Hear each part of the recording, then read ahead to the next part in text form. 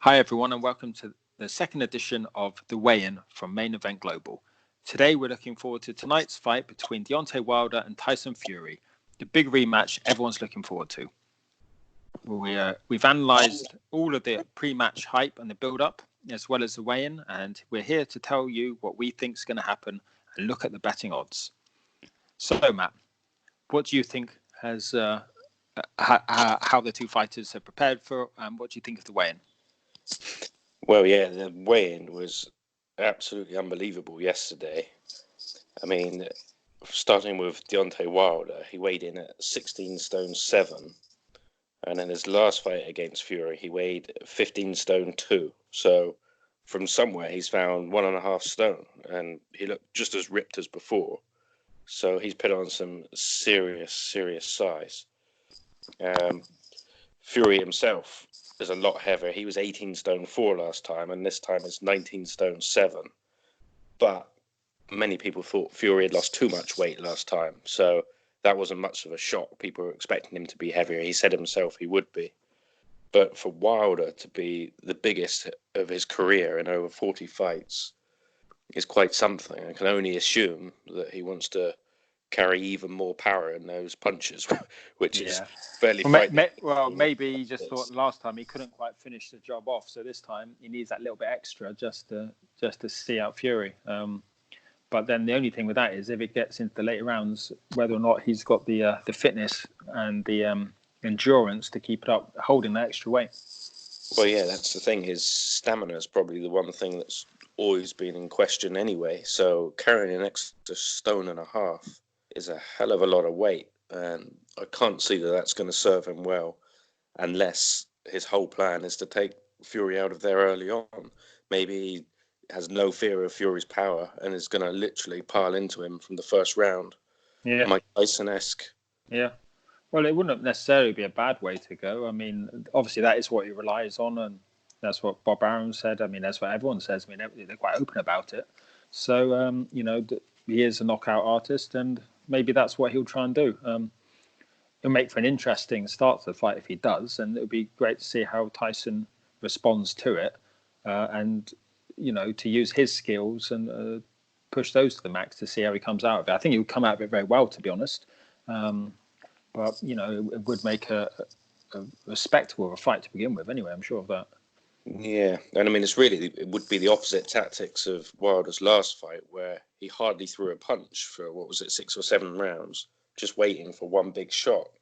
But maybe he doesn't feel he would ever find that shot with Tyson, with the way Tyson moves. So instead, it is going to try and hunt him down from the start and knock him out. Yeah. It could very well be. Who knows? But what I will say is, I think the last fight between them has set this up to, be the big fight of the year and the biggest fight in a while. And I think it established those two, especially with what happened between Ruiz and AJ, as the fight to watch. The fight that everyone's really excited about. I remember I saw the Joe Rogan podcast, and he said he can't wait for it, and lots of other people are saying the same. So I think it's going to be something very big tonight, and I think it's going to really elevate heavyweight boxing and the two of them to an even higher level, for sure. Oh, without doubt. And it's very clear, it's widely accepted that the winner of this fight is the number one. There's a lot of people were saying Joshua was before the 2 Ruiz fights, but I think everyone realizes this is the fight to determine who really is the best. Yeah. As we've said as well, especially if Fury wins, it's going to be a great fight between him and AJ anyway. It's looking like Eddie Hearn wants it as well. Yeah. So it will set up a huge sporting event that will be great for Britain and great for boxing anyway. So I think it will just be another step to, the raising the profile of heavyweight boxing back to the heyday. And I think it will be all good for everybody, really. Obviously, I think Fury will win that. Especially if he beats Wilder, I think he will be definitely the top dog. But it will be a great fight anyway. It'll be a great spectacle, and it will be really good. The only thing is, of course, Eddie Hearn said, was it yesterday or the day before, that he wouldn't rule out a fight between Fury and AJ happening in Saudi Arabia, which would make people absolutely mad. But to put it on there. I mean, I think the only thing is if Fury beats Wilder, I think the power in the negotiations that Eddie has had historically may not be the power balance, I should say, won't be so weighted in his favour. And I don't necessarily think that Frank Warren and Tyson, even though he has done his WWE out there, will probably want that, because obviously being in Wembley or something will be a huge highlight for anyone's career generally, especially if it is towards the end of your career. And Tyson won't have many fights after that, if any. I think it'd be a nice way to round it all off. Yeah, I mean, for me, Tyson is a slight favourite here, and if he was to win, it's most likely going to be on points. And I would be pretty confident then that Wilder would exercise his rematch clause, because, you know, if Fury hasn't really got much power, the worst that can happen is he gets outpointed another time but earns another 30-40 million again. In which case, true. No, it's very that true. still puts the AJ fight a long way down the line. Yeah. So it'll probably be this time next year, wouldn't it? Yeah. So although all the talk is about that, you know, this could be a long way off a fight against AJ, and AJ is going to have to navigate through some mandatories in that time, which, you know, not many people are that confident that he can beat the likes of Usyk. So if he you're very right. Yeah. Those belts along the way, that fight's really becomes. I think it only happens next if Fury gets a knockout, really, because the first one obviously, you know, was a draw, but everyone said really it's Fury won the fight. But, you know, that's what was the official result. I think if it's a knockout this time, I don't, especially with him being in bad shape, I don't think there's any questions there. I don't think there's necessarily any need for a rematch.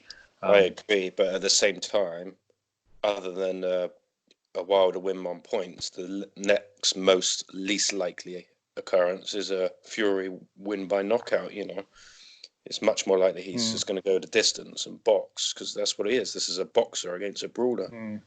I have to say, though, from the last fight, I just think towards the end, Wilder, obviously, more, you know, fair play to him. He had enough power to land those punches on Fury, but I thought he was looking a bit tired before that. So obviously he managed to find the strength somewhere. But if he's heavier and Fury's sharper, because remember, he wasn't in such good condition last time. He's had a few more fights again. He's obviously fought Wilder, so he knows what he's about. I just think maybe there could be an opportunity somewhere in the last maybe 4 rounds for Fury to have a go for the knockout. Whether it does, whether or not he does, I don't know, because obviously when he went for it last time, he got caught. So he may just play it safe.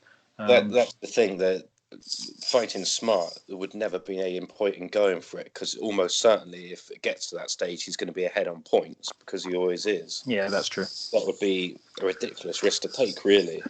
I think it's just more that if the opportunity is clearly there, then obviously you take it. But I don't think there's any point in risking anything. One punch, so even a Wilder looks very tired, you know, he could always. Yeah, he did. I mean, against Ortiz, it was the same, to be fair. I mean, I thought he was looking very, very ropey, and then suddenly out of nowhere, he just knocked him out clean. So, yeah, you are very right. And what do you think about the odds then?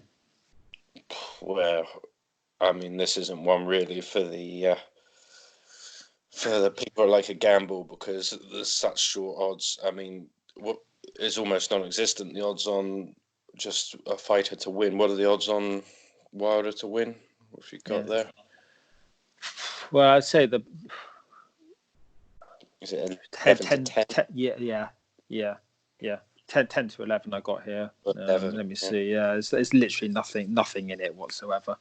I mean, and on Tyson, the best odds 11 to 10.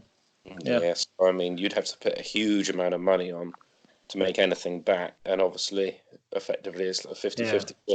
It is, and I think the only reason it's 50-50 is they're both so good at what they do, but they're so different. I mean, literally polar opposites. So if they were both the same, you could say, "Oh, actually, I think this guy's better. I think he's going to be able to outbox him in this way." But because of the wild card nature of Wilder, that's what throws everything up in the air. Because if it was just on technique and skill and all the rest of it, it would be Fury. So it is a tough one to call. Obviously, the bookies are playing it pretty close and everything. So yeah, unless there's anything else, any other types of odds that are looking attractive. Well, I think there are, and it's the draw, because so often there are draws in these fights. I know the first fight was a draw, but it happens so often. Talk about Lennox Lewis and Evander Holyfield, because look what's happened. The 3 judges and the referee have been announced. They're all Americans. So if this goes the distance, it's in Vegas, and Tyson's well ahead on points, it's very easy to call this a draw because everybody gets to do it all over again and get all the hype, and the money would be just as big again. I mean, in a way, that's the way I think it would make it, if there were to be a third fight, the best for that. Because again, it'll be a draw. Let's really decide this now. Outside of that, I think it won't be quite as so much sparkle around it, so much shine around it. But I still think obviously it'd be a big fight. But I just think as long as it's not a ludicrous decision where it literally is a joke, like in some matches that have been in the last couple of years. The thing is, although Tyson's a far better boxer, obviously Wilder's more aggressive generally, hunting him down, and judges do score that, Yeah, no, and that's fair enough, because otherwise you've got 2 people running around the ring and doing nothing. So although it would be pretty odd to get 2 draws in a row, it's not actually beyond the realms of possibility. And as always, there's going to be good odds on the draw. I mean, I've seen various odds, but I think around sort of 25 to 1. Yeah. Yeah, I mean, it's really not beyond the realms. I mean, the best I've got here is 22 to 1. That's Betfair and Unibet. So, I think, I think it's very likely. It's not. It's probably, put it this way: for the money and the odds, that's probably the best value that I can see just in the regular betting. I mean, it is likely it will go the distance, and the amount of corruption in the way boxing is, and history tells us that so often there's a draw when it suits everybody, from a business perspective. So. Yeah, I think never ignore the draw on these ones because it's not that unlikely. And it's a good way to cover the bet anyway, at 22 to 1. I mean, stick a bit of money on that. And then if it does end up in that kind of realm, which, because of the type of fight Fury is, it could very well do, at least then you'd be covered if it does happen. And then there's 2 other options. One is the Fury by KO, which, of course, he's telling everybody he's going to win this fight by KO. Now, I think it's taught. Having a look here, I can see you can get Tyson Fury at 43 to 1 in round 2 by KO, which he's telling everybody he will do. But I wouldn't believe that for a minute because we all know Tyson. Yeah. I don't think that's going to happen. But any time in a fight, you can get around 5 to 1 Fury by KO. So that's the thing about Wilder's weight. If he does gas out later on, and Fury lays it on. I mean, I don't see a lot of value in that really at 5 to 1. I think I'd prefer the draw, to be honest. The only thing is, Fury does tend to land a lot of punches on their opponents, and they often cut up quite badly. Now, if it did happen to Wilder, he could get stopped late on cuts even. But at the same time, is the problem that Tyson's Fury eye, because it got cut so badly before, is he genuinely put all this weight on to try and stop this early because he's worried he won't go the distance? And the telling sign of that is he's made a decision which is highly unusual in his corner to have 2 cut men rather than an extra coach or anything like that. He's got 2 cut men, so very clearly it's a major concern for them. So based on that, if Fury is going to go for it, you could have a bet on the Fury KO, but obviously if he's going for that, it makes the Wilder KO. Yeah, way more likely, yeah. So there are so many interesting factors to this fight that. Yeah, and again with the betting, it's not there's something that clearly stands out where you think, well, actually that seems pretty okay because, well, I think there's a chance that can happen, and at least if it does, I'm gonna make some decent money. It doesn't really seem like that, to be honest. So I think overall, maybe the draw is probably a good way to go. Maybe if you do put a bet on to put some money on that anyway because of the odds, and you probably cover yourself and make a bit if that happens anyway, So yeah, I think that'd be all right. So is there anything else you want to talk about here, Matt? No, I don't think so. I mean, it's just a great contest, isn't it? This is what. Yeah, no, we're looking forward to it very much. Broader and there's so many factors here come into play. I mean, the one other thing I would say is that, particularly Wilder is getting towards the end of his career, mid-30s. That does catch up with people at some point, and you never know. This could be the night. I mean, you don't want to be old and carrying that much more weight than usual all that can really slow you down towards the end. So definitely, in my opinion, I'm going for Fury, and I'm ignoring all Fury's talk of getting a knockout and going for Fury on points this time. I don't think Wilder will get to him at all, and I think he'll win every round. And the judges, as much as they might like to make a draw, won't be quite. able to. Yeah, they don't have the knockdowns to validate it. Yeah, no, I think that sounds very, very plausible. Yeah, we'll just have to wait and see.